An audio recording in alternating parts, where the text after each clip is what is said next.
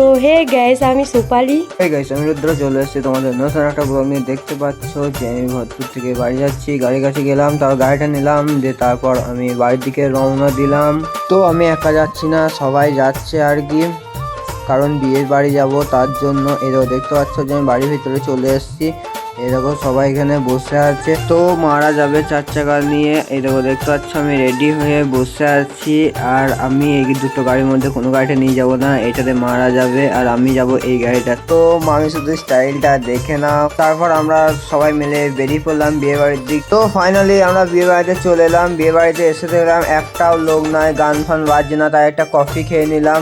তারপরে তো একে দেখো, এই প্যান্ট পরার দরকারই ছিল না, এমন পাঞ্জাবি পরেছে আর এত লং পাঞ্জাবি পরেছে। এটা দেখতে পাচ্ছ যে সবাই আস্তে আস্তে আসছে আর এরা সবাই পাশে দাঁড়িয়ে আছে। তারপর গেলাম একটু ভেতরের দিকে, ভেতর দিয়ে গিয়ে দেখলাম যে কত লোক আর কত লোক, যে কাউকে দেখছিলাম না, তাই আমি চলে এলাম আবার বাইরের দিকে।